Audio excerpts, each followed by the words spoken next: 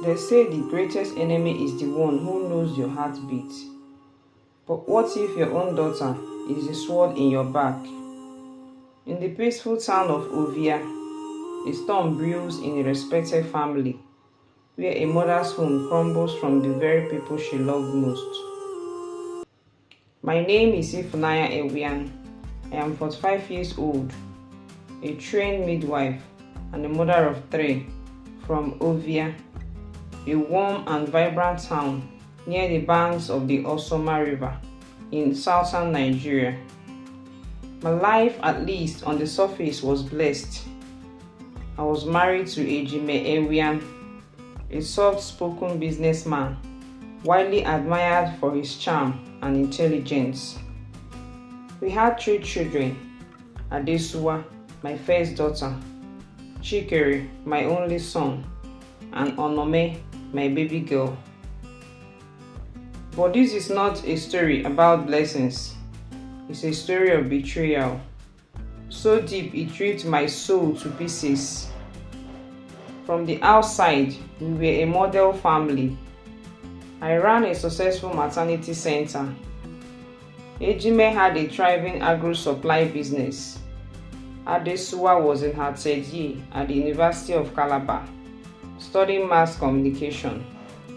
She was every mother's pride: smart, graceful, respectful, or so I thought. Trouble began when Adesuwa came home for an extended strike break. She claimed her landlord in Calabar was threatening her safety, so we agreed she'd stay home until school resumed. At first, I was thrilled to have her back. I cooked her favorite ogbono soup with goat meat. We had mother-daughter talks late into the night. We prayed together. She even assisted me at the clinic. But as the days turned into weeks, I began noticing strange things. She and Ejime began spending an unusual amount of time together, watching late-night movies, taking drives without telling me, whispering in the kitchen and going quiet when I entered. The smiles between them became loaded.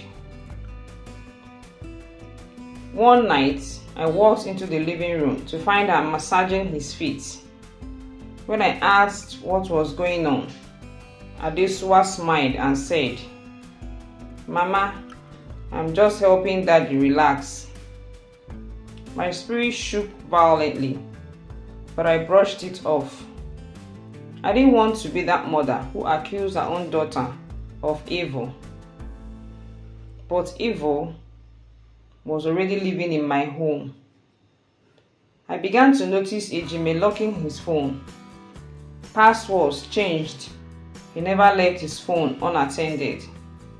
Adesuwa, too, became guarded.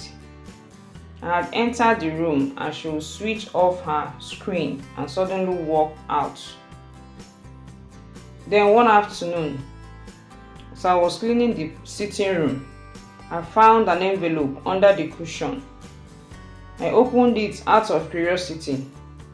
Inside were printed photographs, explicit pictures of Adesuwa in lingerie, taken in our guest room. The one that broke me was a picture of her sitting on Ejime's lap, kissing him.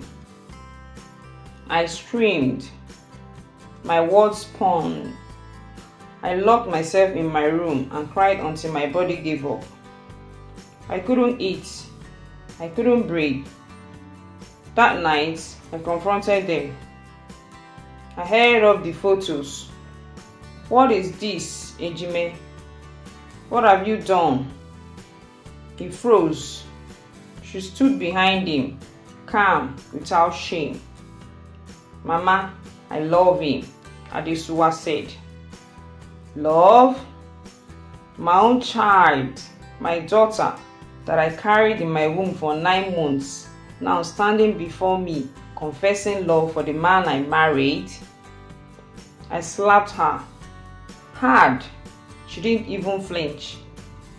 Ejime tried to speak. "Ify, please." I picked up a kitchen knife and told them both to leave my house. I didn't care where they went. I wanted them gone. The news spread like wildfire. Ovia is not a big town. Tongues wagged. Neighbors pointed. My in-laws blamed me. She focused too much on her career, said his eldest sister. She left her husband emotionally hungry. My family, embarrassed, urged me to keep quiet to avoid shame. But what shame could be worse than watching your husband sleep with your daughter? The betrayal haunted me like a demon. I stopped going to church.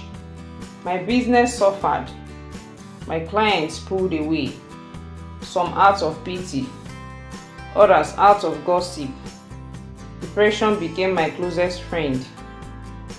Chikere, my son, moved in with an uncle in Asaba. Onome cried herself to sleep every night. Too young to understand everything, but old enough to feel the tension. Months passed. Then one Sunday afternoon, Adesuwa showed up at my gate, swollen belly, about 6 months pregnant. "Mama, I need your help," she said. I nearly collapsed. "Whose child?" I asked, already knowing the answer. She looked me dead in the eye. Ejime's. The man I married, the man I sacrificed for, the man who was now going to be both father and grandfather to the same child. I slapped her again, but this time I cried more than she did. "I didn't plan it this way," she said. "He said you didn't love him, that you were cheating. He said he found peace with me."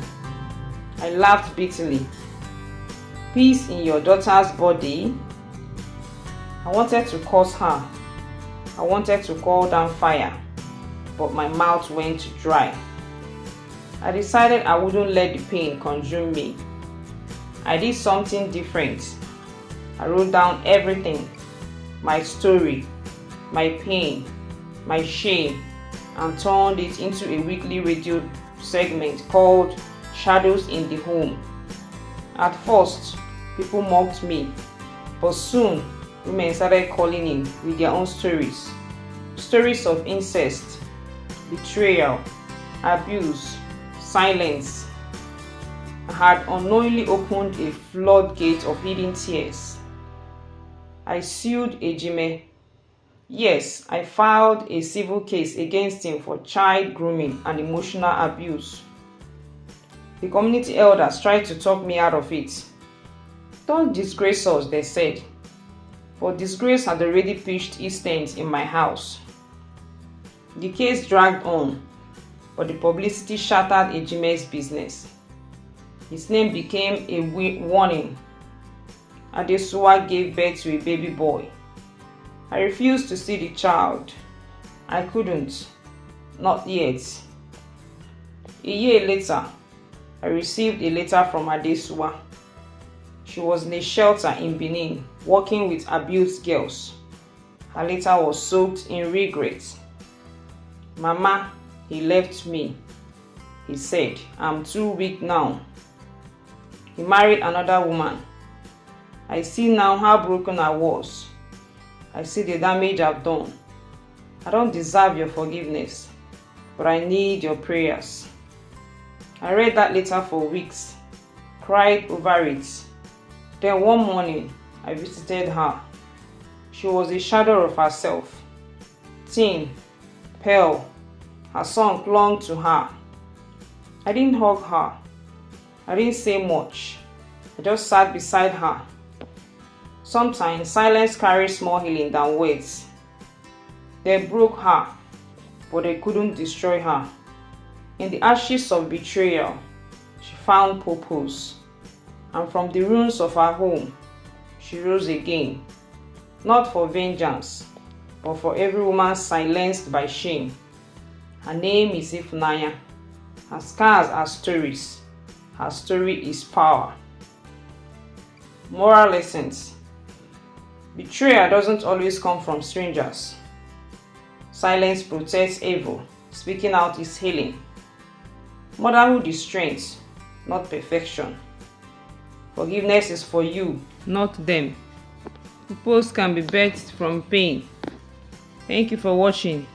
If you enjoyed this story, please do well to subscribe, like, share and comment, and watch out for more interesting stories. This is Afritales with Zobanwa, where imaginary stories are brought to limelight and where true stories are told. Thank you.